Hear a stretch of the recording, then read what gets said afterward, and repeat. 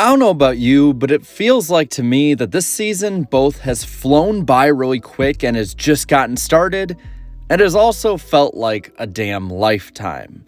But no matter what way you feel about it, we're a quarter of the way in, so as I like to do every year, I am going to grade every driver who, well, at least attempted or wanted to attempt every single race in the NASCAR Cup Series. So let's get right to it because we got a lot of people to talk about. Now we'll be going in groups of teams, and starting out, we're going to go with the one team of Ross Chastain. Chastain has picked up, in my opinion, right where he left off last year. He has 3 top 5s and 4 top 10s, but a pretty good average of 12th, and he's second in the standings. He doesn't have a DNF, he's finished third twice, but he hasn't been to victory lane yet. But seeing how he has been performing quite well, and for the most part trying to stay out of issues, even if everything is his fault apparently, he has run very well this year. And for that, I think I'm going to give him a solid A. An A+, I don't know. He'd probably have to get a few more top 10s and probably a win or two more, but he has been very solid and asserted himself once again as a championship contender. As for his teammate, Daniel Suarez, it's a bit of a different story. Suarez has a top 5 and 3 top 10s, but unlike his teammate, he's about 15 spots lower in points and 17th, and has an 18th place average. His highlight is a 4th at Auto Club, but he has been maddeningly slower since then. Since the race at Las Vegas, which was the 3rd of the season, he has finished 17th or worse every single one of them. And for me, as somebody who picked Suarez to be a guy who would improve year to year, it's been a disappointment, but still being right on the edge of that playoff line, I can't be too upset as that's been the standard of his career. So I'm going to give him a C+ so far. Shifting to the Team Penske drivers, you got Austin Cindric. Cindric only has 2 top 10s in the season and is just at the bottom half of the top 20 in points and sticks around that when it comes to his average as well. He's only led 7 laps this year and has pretty much been an afterthought with only 2 6th place finishes really being what we've seen from him. He has 3 finishes of 28th or worse, and seeing how he was starting to get faster as the season went on last year, it's surprising to see him regress the way he has. So for that reason, I'm going to be a little more harsh and give him a C-. As for his teammate, Ryan Blaney, Blaney has a top 5 and 4 top 10s and is at the bottom of the top 10 in points. With just a little bit better than a 15th place average, he has been just good enough to be well above the cut line. But it seems like we're starting the same path that we had last year of him being good and somewhat consistent, but not consistent enough to be really going for wins every week. I think he's actually doing worse than he did last year, but still he's not bad, so I'll give him a B. And then there's Joey Logano, the defending champion. Logano has a win this year. He has 5 top 10s, he's sitting 7th in points, and has about the same average finish as his teammate Blaney. The only differences are the fact that he has 2 DNFs that really kind of weigh him down, but he does also have a win, and he's led over 200 laps on the season. He competes for wins on a regular basis, is a really fast car, and when he's not knocked out is running pretty well. I'll give him an A- so far. Now, getting to RCR, we have Austin Dillon in the 3 car. Dillon so far has a top 5 this year, and then he has 2 top 10s, but he's outside the top 20 in points, and outside of being up front at Daytona has virtually disappeared, only having 4 top 20s on the season. That Daytona race also was a DNF. So because he's not doing too much worse than usual, I'll give him a C. And then there's Kyle Busch, the most anticipated driver to talk about heading into this year. He has a win so far at Auto Club, and he had 3 top 10s from races 4 to 6, but now in 7 to 9, he has finishes of 14th, 32nd, and 21st. He sits 8th in points with a 13th place average and seems a bit better, so I'll give him an A- so far this season. Now heading over and looking at the mixed bag of Stewart-Haas Racing, we'll start with Kevin Harvick. Harvick so far this year has 3 top 5s and is sitting 3rd in the point standings with a 12th place average. While not leading as much as he had in the past, he only has 1 DNF and has been absolutely carrying Stewart-Haas Racing.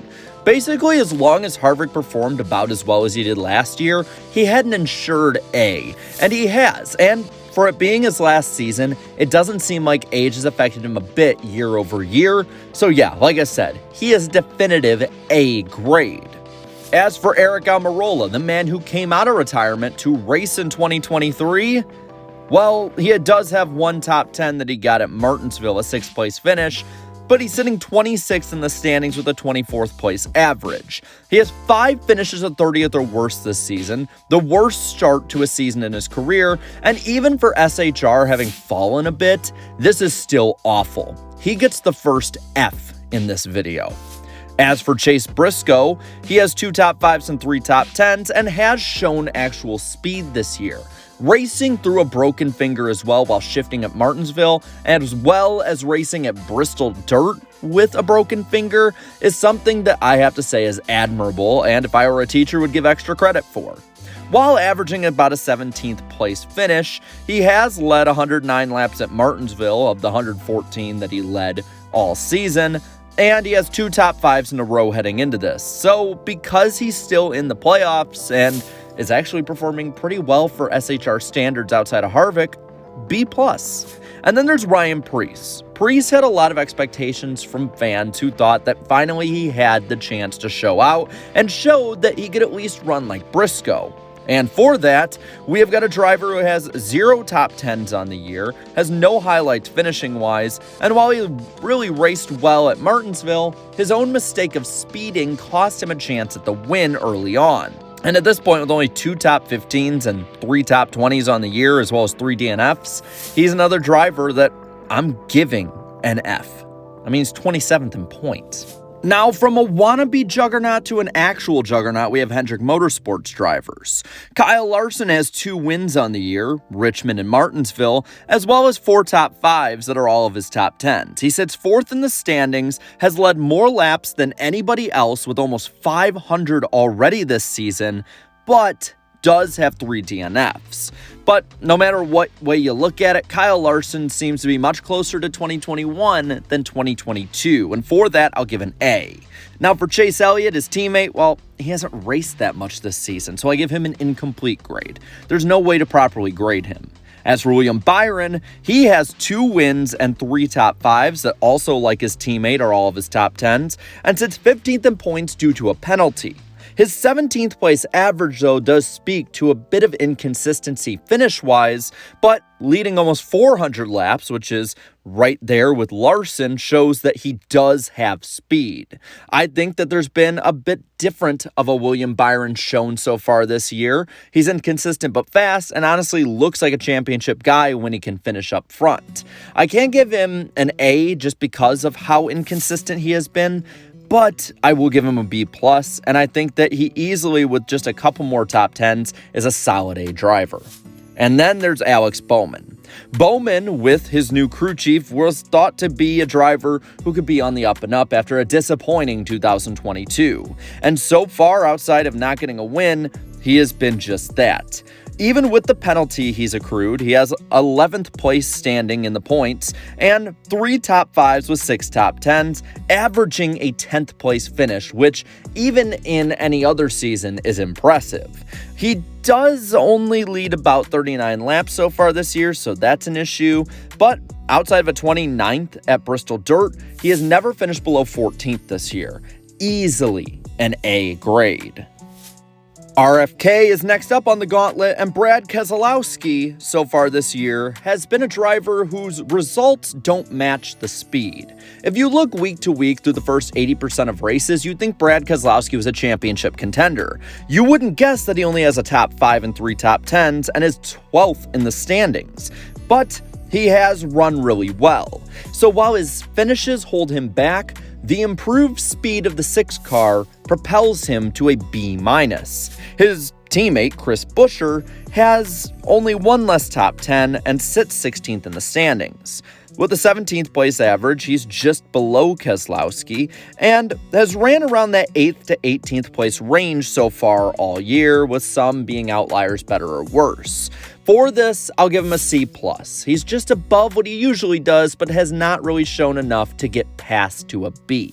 Now, usually we skip over the Spire team, but this year they've shown us a reason to look at him with Corey LaJoie. LaJoie only has a top 5 and 1 top 10 this year and is 23rd in points with an average finish just better than 19th.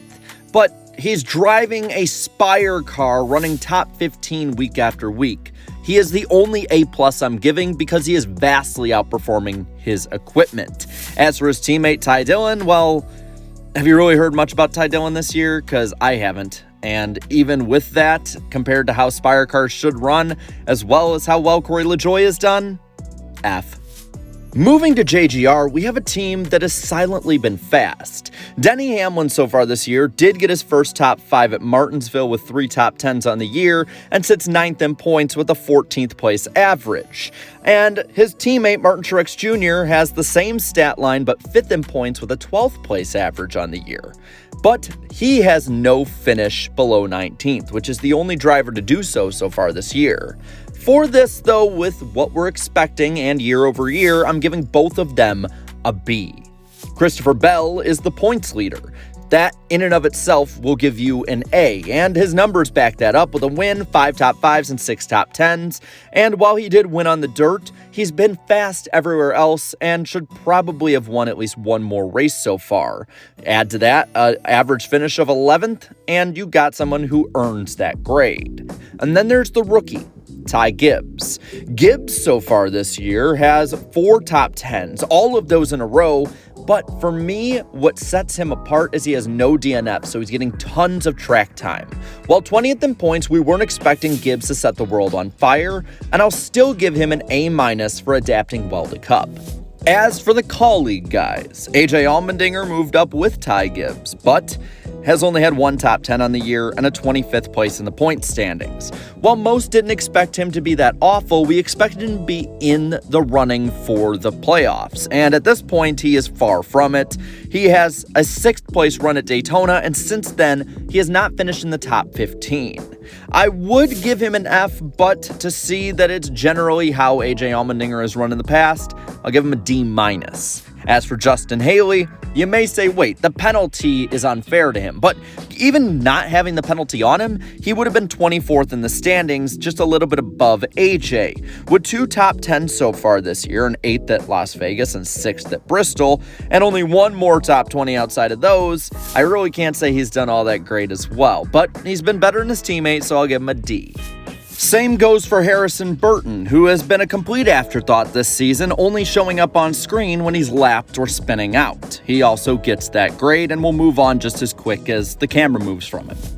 As for 2311, well, they're kind of odd. Bubba Wallace so far has a top 5 and 2 top 10s and sits 22nd in the standings with a 19th place average. His best start ever in a season. Yeah, it's pretty sad to say. He has a 4th place finish at Las Vegas, so I guess I'll give him a C because, well, like I said, better than before. As for Tyler Reddick, he has a win at COTA, and when he's on, he's on. He runs fast, but only has 4 top 5s, and all of those being his top 10s of the year, but sits 6th in the standings. For that, I'll give him a B+. I just don't feel right giving him an A just yet. Moving to front row, we have Michael McDowell. McDowell last year was the most underrated driver in the series, and so far this year, he has actually matched up pretty well with last season starting out. He stayed out of trouble, which I appreciate being in the car he's in, and while he only has 1 top 10, a 6th at Richmond, it's actually a much better start than his 2022 campaign that many saw to be so good, with a 17th place average finish so far. I won't say that it's an A because McDowell has sort of been under the radar again, but I'll give him a B. A better grade, though, is what I'll give his teammate Todd Gilliland, who learned that he wouldn't be full-time in this 38 car and has since made the best of it. He has 2 top 10s so far this year, and while sitting 24th in the standings, has taken a perennially bad 38 car to a 20th place average finish and matched his entire 2022 campaign in top 10s. He completes a much better front row this year, so B+ for Todd Gilliland. The final multi-car team we'll talk about is Legacy Motor Club, starting with rookie Noah Gragson. Gragson has no top 10s this year and is 30th in the standings and was outperformed by Ty Dillon last season. And with this, while only having 1 DNF, which I appreciate, he only has 1 top 20, which is a 12th at a super speedway in Atlanta. I really can't say too much about Gragson because he's just been sort of there every week. He's had little flashes here and there, but not enough to get a real good grade. I'll give him a D. As for Eric Jones, Jones only has 1 top 10 this year and is 28th in the standings with a 23rd place average finish. His highlight is an 8th at Atlanta. It's the worst start of his career. He's been absolutely atrocious, way slower than last year, and is probably the worst graded F that I'll give in this video.